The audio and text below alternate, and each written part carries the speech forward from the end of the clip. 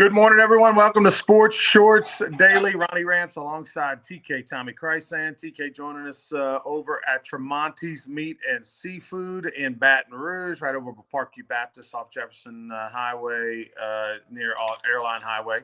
And I am at an undisclosed location presented by the Louisiana Sports Hall of Fame. Go to lasportshall.com. And, of course, we're presented by LeBear's Casino, the best place to watch any sports action in the Baton Rouge area. Got the sports book, got the grill for under 21 as well. Can bring the family out there on the under 21 side. It's an awesome place to be. Of course, March Madness right around the corner. I'll be here in a few weeks, and there's no better place to play hooky on a Thursday, Friday than LeBear's at the sports book. All right, TK, today. And speaking of the sports book, we'll be out there tomorrow morning for radio, 10 a.m. to 12 noon. Ronnie, Hunter, myself, Joel Davis, the gang, radio, ESPN Radio, Baton Rouge, Lafayette, Lake Charles. But we're live and in color in the sports book you were just talking about tomorrow morning. Come by and say hello. Major League Baseball and ESPN decide to forego the last 3 years of their deal. We'll get into that. That's a surprise. LSU women, by the way, get a win last night. Get back in the winning column at home. Dominant win against Georgia. So Kim Mulkey's squad still with just 2 losses on the year at Texas and at South Carolina. LSU baseball announces that no Sunday games this weekend. They'll play 2 on Saturday, 12 and 5. In the pitching rotation will stay the same as last weekend. We'll dive into that. The Yankees are ending a rule that they've gone with forever. No facial hair. 1949. 1949 they instituted it. That's even before I was born, Ron. No, that's a long time ago. And I got to tell you, that's a surprise. The Yankees are getting rid of their facial hair policy, and as one of the few policies I liked. I thought it was kind of cool that they were staying with the old school. But I guess if you're going to pay guys $500 million in a contract and they want to wear facial hair, you're going to let them. Doug Nussmeier, the father of LSU's quarterback, will be the offensive coordinator for the Saints. That's an interesting little wrinkle. And USA Canada got piqued Tommy Chrysan's interest last night in hockey. Boston had the finals. Canada won in overtime. TK will break that down and tell you his thoughts on it. But first, let's start with ABS. What is ABS besides sounds like I need to run to the restroom? No, it's the automated ball strike system that they're using in spring training in Major League Baseball. And you had your first challenge the other day that was overturned. Here's the little rules on it. You get 2 challenges a game. The only people that can challenge are the pitcher, catcher, and hitter. And you have to do it immediately. You can't look in the dugout and have like one of them signal, hey, chap, it's got to be done immediately. Well, one of the Cubs pitchers in the game against the Dodgers yesterday pounded one on the bottom of the zone. It was called a ball. He immediately asked for a challenge, and within 17 seconds, they changed it to a strike because the ABS system showed that it clipped the bottom of the zone just ever so slightly, but it did. So only the pitcher, catcher, and hitter are going to use it in spring training. It's not going to be in the regular season yet. I think it's coming. And, of course, they asked both players and the managers and all that. And they said, hey, it was, it is what it is. I mean, kind of goes back to money again. You're paying all this money. You want to get the call right, So there's like 10. There's ballparks that have 2 teams at it in spring training. But there's like 19 parks that have this in. Every team's going to get to use it at least a little bit in spring training. Then they're going to compile the data, and then they're going to go through it, and they'll vote on whether they put it in. And it would have to be agreed upon by the Major League Baseball Players Association. How about this, Ronnie? Last year, AAA baseball, in the league that they used this challenge system last year in the minors, 51% of the calls challenged were overturned. Doesn't surprise me.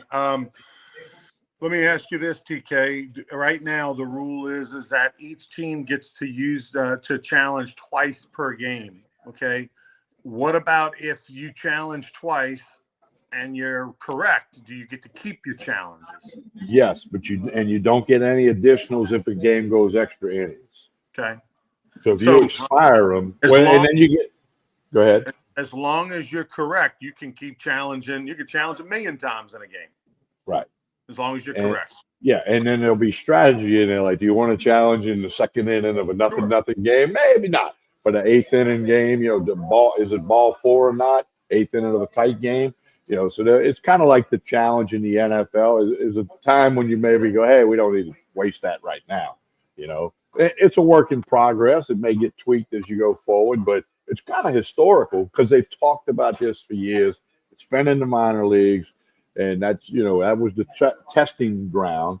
Now they're actually testing it at spring training, and they used it in the Dodger Cub game yesterday. Your Cubbies Hunter's Cubbies blew out the Dodgers.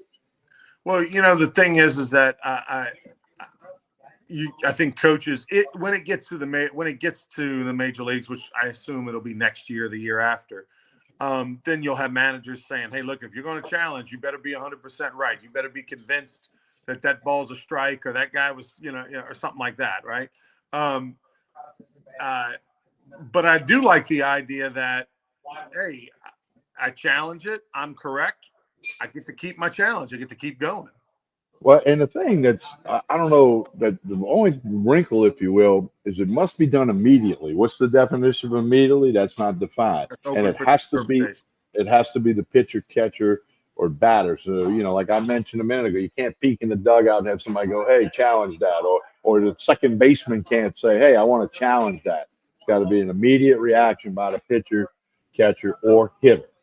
Yeah, and look, I mean, obviously the pitchers and the catchers. I mean, the catcher, number one, has the best view of it all, whether or not it's a strike or not. And no, I love the rule. I think eventually we'll grow to the point where those home plate umpires will keep their hands on their hips, and the computer will just do it automatically. They won't be signaling balls and strike. I do think they'll keep the umpires behind home plate, at least initially, because it's just such a fabric of the game. You're used to seeing a human being behind home plate and all that. Plus, it also is I guess, technically a fallback in case of a glitch or a power outage or something on computers. But the reality is that the computer is going to call balls and strikes better than a human being. Yeah. So you might as well. Eventually, I think it gets to that point. Well, in a breaking announcement, the Ruger will not use the ABS system at Yeah. Pete Goldsby Field this summer. I don't know that we got the budget to put that in at the gold mine. I like the new campaign that Ruger started there. Right. Hey, look, we're looking for sponsors out there. If you want to donate $100,000 for our ABS system, which is probably more than that, we'll definitely take some lookers. Some other sports news. Of course, we mentioned LSU women's basketball got back on the winning side. Kim Mulkey squad last night. The men have won 2 in a row. Hey! Let's shut it down now and just celebrate. And like we mentioned the other day, reports have come out that Scott Woodward is in fact going to keep Coach McMahon, and that they're going to pour more money into NIL to give him that one last kind of hurrah chance to see if LSU men's basketball can get things turned around. I thought it was interesting, Tommy, when they played South Carolina at home the other night. South Carolina is ranked 16th in the SEC in payroll, according to sources for men's basketball. LSU ranked 15th according to in payroll, and South Carolina 15 beat 16, right? That's what's supposed to happen.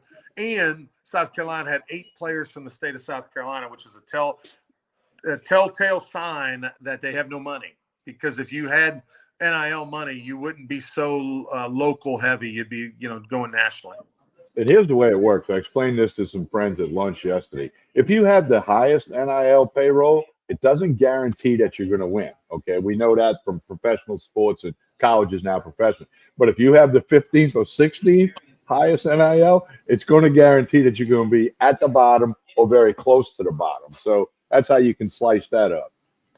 LSU baseball, they're going to play a doubleheader. Boy, I tell you what, if you're an LSU baseball season ticket holder, Tommy, you better be on social media. You better be following, because, I mean, these things change like the stock market, as far as where games are, when they are, what time they play, what day they play. I mean, this ain't for the old school. If you're an old school person and you're like, I don't do social media, well, you're going to show up to the ballpark sometime and there's not going to be a game, because these things are moving around like crazy. They got your season ticket money, so therefore they have the right to move it whenever they want. You got to figure it out. But put it by this way, Ryan, I don't know if you can see the screen, but you got a purchaser for the ABS system for the Ruger. There you go. Who we got? Your mom said she'll put it in her will. Yeah. The So I only always problem is mom's appreciate. gonna live to be 100, and she's a young Yeah, lady. well, it's no problem. I always appreciate your mom's Yeah, comments. maybe She's a Madison, my big fan daughter, of the show. Guru will have it. I don't know. Yeah, she's a bit. Your mom's a big fan of the show. That's right. We appreciate mom hanging out. She's over at the beach. TK, it wouldn't be a bad idea to be over at the beach right now. In this weather? Well, I mean, just sitting on the balcony. She's not on the beach, sunbathing, Okay. but just looking at the ocean, and you're looking at me. So she's winning. She's looking at the Gulf of America. That's right. The Gulf. That's right. That's Ah, I exactly. got you there, huh? Yeah, that's exactly right. According to Google. So the New York Yankees. Let's go to this rule real quick. 1949, the year my dad was born. The Yankees implemented a no facial hair policy, which has kind of been the model of sports, right? As everyone else, and even through the 60s and 70s, when the beards and the hippie look and all that was in, the Yankees were short haircuts, facial hair, like that was their rule. And when players signed with the Yankees, they had to cut their facial hair, get rid of their mustache, whatever it was. Like they knew that was the deal. And I love the fact that they just held on, tried and true through all the different styles and phases or whatever. The Yankees were the Yankees. And now, I don't know, maybe since the Dodgers are spending all the money and they've become the Yankees, now the Yankees feel like they got to become the Dodgers. I don't know what's going on. Well, the rule used to be you could have a mustache, but it couldn't go beyond the width of your mouth. Okay, you couldn't have Raleigh fingers, handlebars, or something like that, and it had to be groomed. And that was since 1949. And every now and then you'd see a player that got traded over there, and boom, you couldn't recognize them because they got rid of the facial hair. So now the rule says it was released by the owner that well groomed beard. Okay. So again, that's a little subjective. What is a well-groomed beard? So I'm sure they'll figure it all out, and good to see that it's kind of historic that the Yankees would make this change. Remember, Paul Maneri had that rule at LSU, no facial hair for a little bit. He changed it when he had the Jordan twins because he couldn't tell them apart, and he let one of them grow a little goatee, so he knew the difference. So it was a Bryce and Bo, right? So he knew the difference. So he changed the rule because of the Jordan twins, but he had that in effect earlier part of his days at LSU because he did it at Notre Dame. Bryson Bowe, by the way, working over at MMR with a couple of former Tiger players over there. Last night you got into hockey. Like I've never heard you be so excited about hockey before. Tell me about what happened. Well, I was reading all the stuff about the four nations face off. The National Hockey League took a break in their schedule, all the stars, and it was USA and Canada in the finals in Boston last night. And I was following the score. It was 1-0 Canada, then US went up 2-1, and Canada 2-2. I was like, I got to put this on. I watched the third period, which nobody scored. It was 2-2. We're going to the third period. And then it went to overtime. Canada wins on a goal about 3 minutes or so into the overtime period. Sudden death overtime. First one with a goal wins, and that is the NHL overtime rule. Ronnie, the athleticism of those guys flying around on skates on ice and the way they can control the puck and stop, go forward, go backward. They might be the greatest athletes in the world. I know there's an argument for NBA players, an argument for linebackers in the NFL as being the greatest athletes in the world. When I watched the goalie for Canada, 6'6", 245, okay, and athletic as could be. The goals aren't that big, okay, because the puck's only that big. I enjoyed watching it. I enjoyed it, and I know a little bit about icing and the blue line. You can't have anybody pass the blue line until the puck's there. I know a handful of rules. I'm no expert. I couldn't explain it to anybody, but I enjoyed watching it last night. I was pulling for the USA, go red, white, and blue. That didn't work out, but it was interesting. And also earlier in the week, they're talking about maybe an NHL expansion team to New Orleans. Would they play in the Smoothie King Center? Is that big enough to put a 200-foot ice rink in? I don't know. I mean, my first thought was, no, New Orleans, you don't need hockey. Then I'm thinking, well, the newness would be good for a little while. And then if they win, it would be popular because everybody loves a winner. But I don't know. I don't know. That might be just the first comment, and it may not ever happen. But I don't know that New Orleans could support, the Saints, the Pelicans, and a hockey team. Yeah, I'm not sure if it would work or not. obviously you have the Zydeco currently right now, minor league hockey at the lowest level and independent minor league hockey at the lowest level in Baton Rouge. And you have a hockey team in Shreveport, Bossier, another minor league hockey team over there. You've had success back in the 90s and early 2000s in Lafayette with the Ice Gators. You had the Brass in New Orleans for a minute. That didn't work out. You had the Kingfish for about 8 years or so back in the day in Baton Rouge in the late 90s, early 2000s. That didn't work out. Lake Charles had a hockey thing for a minute. So Monroe currently has a hockey deal too, a brand new, the first year that they played at the lowest level. I don't know if inherently there's enough people, population, corporate sponsorship, and love of the game in order to do what you need to do financially to keep an NHL team in New Orleans. You say, well, wait, Ronnie, you got hockey teams in Florida. Yeah, you got transplants in Florida. You got people that grew up in the North and live in the South, and so that love hockey. And, nobody from Florida is from Florida, or a lot of people aren't. So, it's a different kind of deal. I think New Orleans would struggle. I mean, you just look at the NBA. I know we think of the New Orleans Saints franchise and the fans as a model franchise, but prior to Katrina, the Saints were we're not doing well. And we're always talked about as the possibility of Tom Benson moving them to San Antonio. I mean, that was around for 20 years. So we forget about the history of the Dome and the franchise and all that. And so I don't think it's a lock that if the NHL came, it'd be successful. I can tell you that watching it in person is better than watching it on TV, in my opinion. You get to appreciate the speed, the size, the quickness, the entertainment, the vibe, the energy of the building, all that kind of stuff versus watching it on TV. Now, last night was special. That's one of the most viewed hockey matches of all time. USA and Canada and all the off-ice issues and Trump calling out Trudeau and Trudeau, calling out Trump and all the back and forth.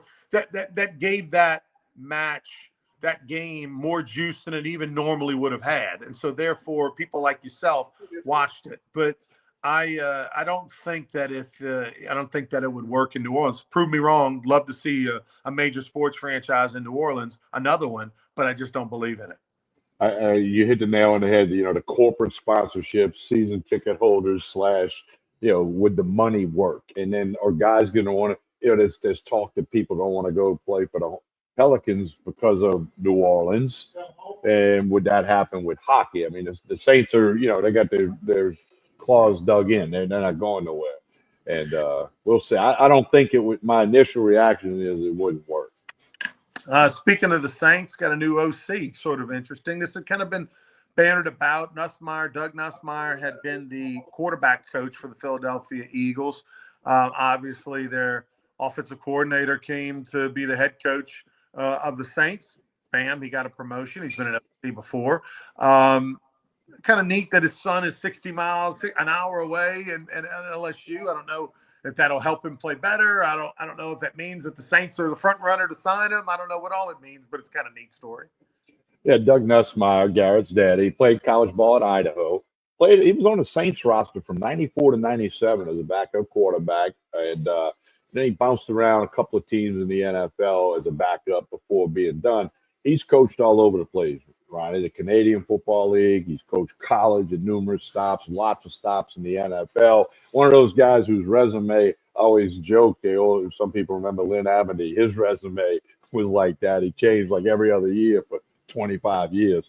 But Doug Nussmeier will be the offensive coordinator. I assume that means he calls the plays, with the head coach, being the head coach. So we'll see how that plays out. And it's kind of cool because his son, Garrett, will be the starting quarterback for LSU against Clemson when they open up this fall. So Saints have an offensive coordinator.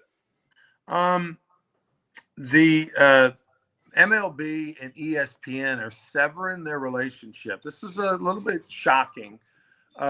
Because they mutually agreed upon it that they had 3 years left on a deal after this year, and MLB wasn't happy with ESPN's lack of coverage and the fact that they want to be the premier property and have more coverage. And ESPN, I guess, agreed maybe they don't have enough sponsorship, maybe their expenses are too much, and they're doing the numbers, and they're like, you know what, if you'll let us out of it, we'll take it. And so MLB and ESPN are going away. I don't know what it says. I don't know if this says if this is more about MLB or more about the problems at ESPN. I think it's about the problems at ESPN, because again, they agreed to come out of there. It's not like this was, a big debate or something. And they're foregoing 3 years at $550 billion. I mean, that's a lot of money. And, I subscribe to the MLB package where you get every game, home broadcast, away broadcast, whatever. And I've done that for years, and my subscription renews in next week, I believe. So I, I mean, it's going to go to that. It's going to go to the streaming. The NFL tried with the Peacock and the Amazon stream only. Sooner or later, the MLB is going to get to that. And the other thing, they've had a lot of problem with some regional television networks across the league. There's been some issues. That Diamond Valley thing went bankrupt or whatever. And now, the Astros have their own network now, the Hometown Sports Network, whatever you call it. So it's the landscape of televising MLB has changed, and this is the shocker that ESPN would say, "Hey, that's it. MLB, it's going to be more stuff on their network, which has grown significantly. The MLB network." I was listening to that this morning, listening to some stuff while I was getting ready to come on over here to Tremonti. So it's a little shocking about ESPN, but if you dive into it, you kind of figure it out.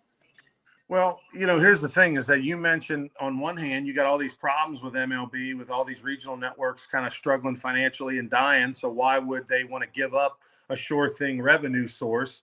And on the other hand, you got ESPN, who we know they're hemorrhaging money and they've whacked some things, but yet at the same time, they got so many entities, they need programming. And for them to walk away from it says, hey, they don't value that relationship like they used to. And so what does this mean? Does this mean Netflix, who's entered into sports now? Does this mean Amazon? Does this mean Peacock? Does this mean they're going to make a bigger play to maybe pick up that? To me, I don't think Major League Baseball goes to ESPN and tries to walk away unless they got a bird in the hand. I got to believe we're going to hear an announcement of a new deal.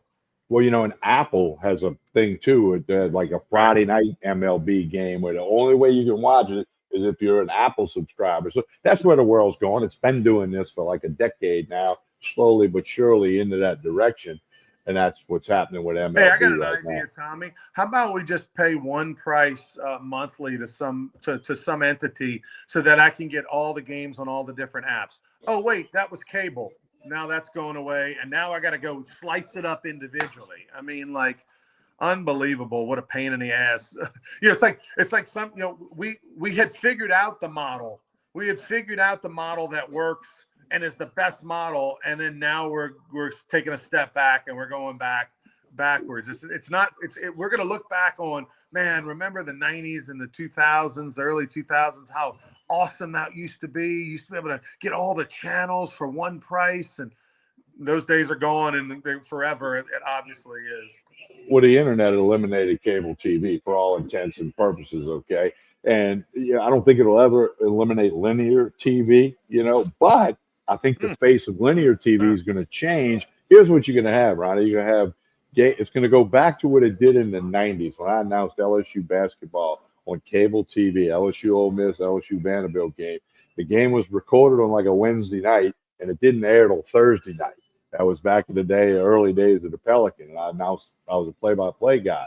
And I think you're going to see the linear networks are going to be rerun heaven, whether you want to watch, the Andy Griffith show or you want to watch the Saints versus the Falcons. It's going to be on linear TV like later down the road. But then are they able to get money to continue?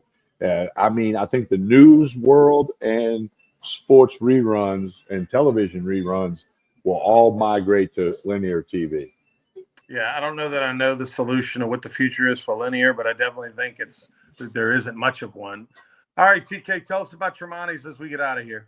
Well, they got lunch today. They got to have bull crawfish ready at 3:00. Call and reserve them. They got everything you need for the weekend: the meat, the seafood, the wine, the liquor. They got it all. They can do the catering. Crawfish season's really starting to get a little bit better across the board, even with the cold weather. Mike and the staff do a super job here. A lot of catering orders this week. But come on by, get some ribeye rolls or some shrimp rolls. They got a big special on bacon. That might get you through the door. A lot of good stuff here at Tremonti's Meat and Seafood, boiled crawfish, live crawfish, barbecue ribs for lunch tomorrow. They got it all here at Tremonti's Meat and Seafood with we're happy to be out here a couple times a week. And if you hadn't stopped by, you need to do it. All right, for Tommy Krysan, I'm Ronnie Rance. Thanks for watching Sports Shorts Daily. Please like and share this video, and we'll see you tomorrow morning, or tune in to us 10 to noon. We'll be on ESPN Radio in Lake Charles, Lafayette, and Baton Rouge. We hope to see you then. Have a great one, everybody.